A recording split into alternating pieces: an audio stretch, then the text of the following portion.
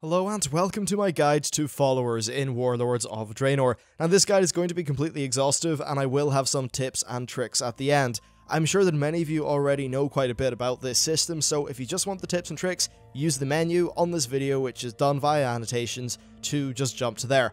Other than that, I'm just going to go through the follower system from start to finish, covering just about everything, so hopefully you find it useful. So what are followers? Well, followers are NPCs that you can send on missions. It's basically an expanded version of the similar system from Assassin's Creed Brotherhood. For the most part, followers are just used for missions, which I will cover later, but some followers can actually be assigned to buildings to give some additional effects that are pretty nifty. The most important part of a follower is its traits and abilities. Most of these are related actually to the missions that you do, so if say a mission has got a certain threat, for an example group damage, then a follower with an ability that counters that, like say Holy Nova, will increase your chance of success. So basically it's all about matching your followers up with the missions that you do. Now followers, like you, can level up. They gain experience points when they do missions and they will get from 90 to 100, and then in addition to that they also have a rarity, either green, blue or purple. Followers will gain additional traits as they increase their rarity, and this rarity is increased by doing missions and gaining XP while they are level 100. Also, at level 100 they have an item level, and you can upgrade this item level by using tokens. I'll cover this stuff later. High item level followers will unlock harder missions with better rewards, which are in general pretty awesome and a thing that you want. Now you can collect as many followers as you want, however you can only have 20 active ones. This can be expanded to 25 if you have a level 3 barracks. Deactivated followers can be reactivated for 250 gold once per day. Next, let's just dive a little bit deeper into traits and abilities. Both of these are very important, with some of the traits perhaps being a little bit more interesting. Now, abilities will directly counter the threats that are present on missions, and you want to have a roster with many different abilities so that you're ready to face any mission that the game throws at you. Now, traits can have some really cool effects. Though first of all, there are traits which will confer a small bonus, like success rate bonus, to a mission based on the environment of the mission. So if a follower is maybe good at fighting in the desert and you do a desert mission, then you'll have a higher chance of success. There are also traits which will increase success rates when doing missions with followers of a certain race, and traits which will increase the chance of success if a mission involves fighting a certain enemy, for an example an orc. Now on top of that, there are some really cool traits, because honestly they're a little bit mundane. Let's talk about the cool things. So there are some traits which sort of affect the mission duration.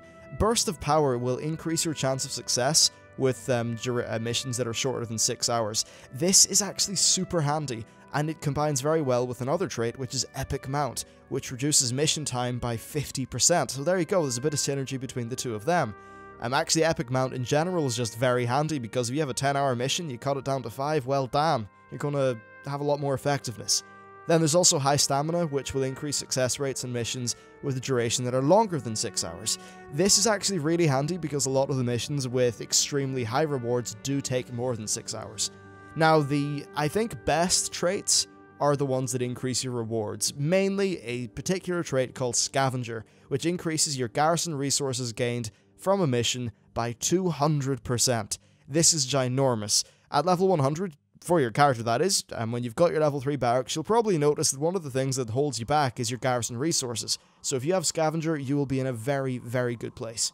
Next, we've got Fast Learner. This will increase the experience that a follower gains from missions by 50%.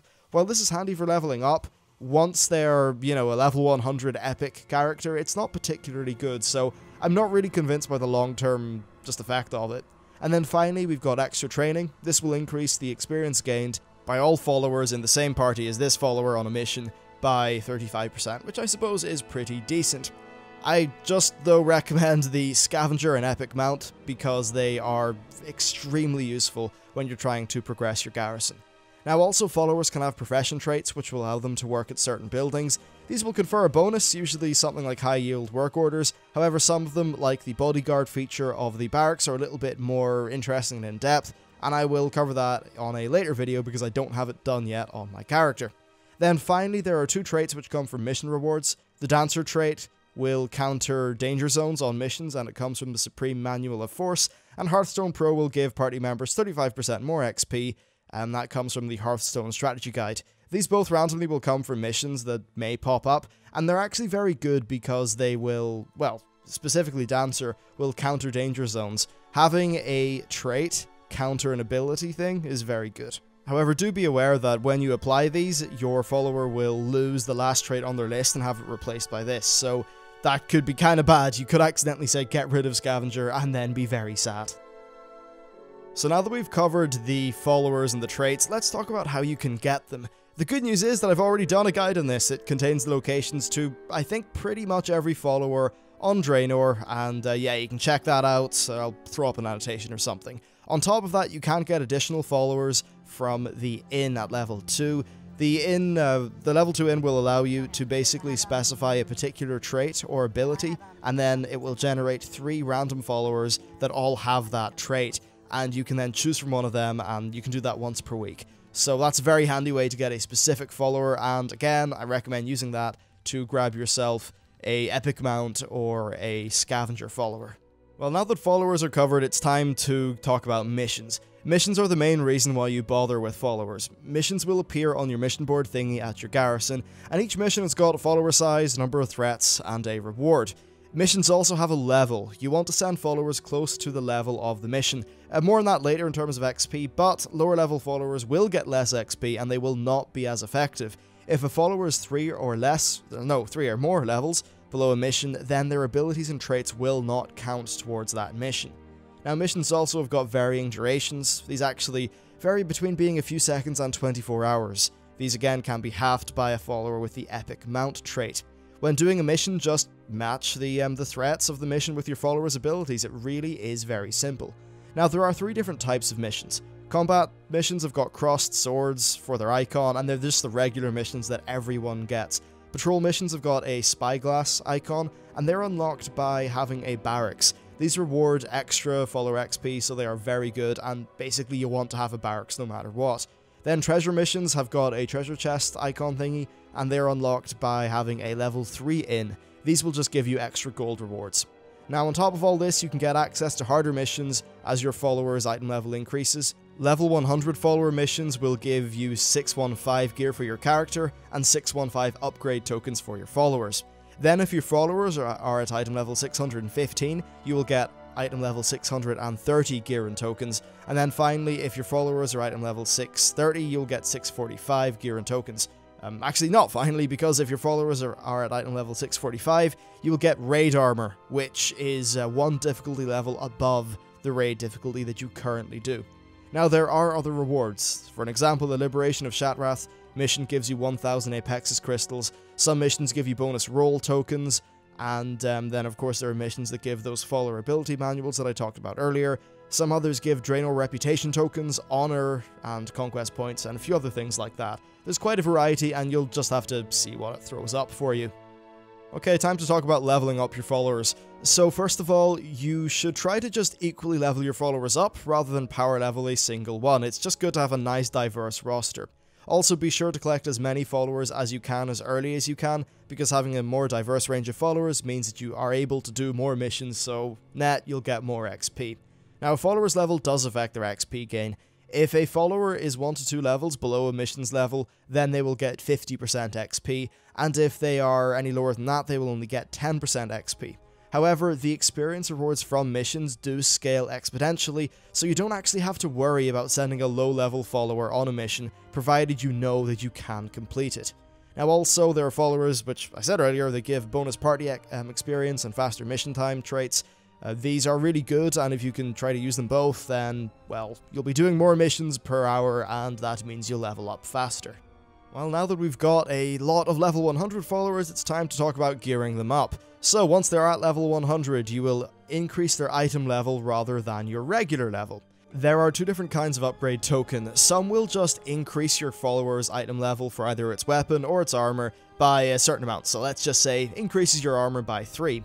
However, some other tokens will flat out give the follower a certain item level set of armor. For an example, say a 615 bit of armor. The tokens that just give a specific item level are best for gearing up fresh level 100s, in my opinion. Now, the main way to get these tokens is by doing missions that reward them. However, on top of that, you can get them by opening crates of salvage. You get these from missions if you have the salvage yard small building. Also, the work order from the Dwarven Bunker can give you upgrade tokens. However, it does cost Garrison resources, so it might be best to wait until you've got some of your Garrison resources out of the way. Okay, so that's pretty much it. I'm just going to cover all my tips and tricks here, though. I've mentioned most of these throughout the guide, but I'm sure that many of you have just, already know the stuff that I talked about, so you skip to this section using the menu. Now then, the optimal Garrison build is to have the barracks, then the bunker/war mill, then the inn, and the salvage yard. This is just the most optimal Garrison build that there is, so if you care about gearing up both your followers and your character, then that is what you will have. Now also, ensure that you get a follower with the scavenger trait, as it will help you out very early on. If you have a scavenger follower, then you'll be able to afford to do the work orders from the level 2 bunker as much as possible, so yeah, just get that. And then also, of course, get a follower with an epic mount. Slicing a 10-hour mission down to 5 is really, really nice. Now, when you upgrade followers' gear, don't use one of the tokens that upgrades a follower's gear to a certain item level on a partially upgraded character. So let's just say Jim the Ogre has already got a 606 weapon. Giving him a 615 weapon would be really silly, because 6 of those item levels would be wasted. Then also try to do short missions while you are playing, and long ones while you are asleep or at work. Then I would also recommend, if possible, getting some sort of remote desktop solution, and then just leaving your home computer on or doing something like that, and just be able to access your desktop while you're at work or while you're at class. This is only something to do, of course, if you're really hardcore into this, but you could always just get Splashtop on your phone, and then do these Garrison missions, from your phone while you're on the bus or something. I'll probably do a guide to a good setup for this at some point, but it's just food for thought. Anyway, that is it for the guide. Now, I've got loads of other guides for Warlords of Draenor content on the channel, so be sure to check out the channel and subscribe to be notified for all the new goodness that will come out. I do videos every day, so yeah, hopefully you like that. Anyway, thank you very much for watching this video, and I will see you next time.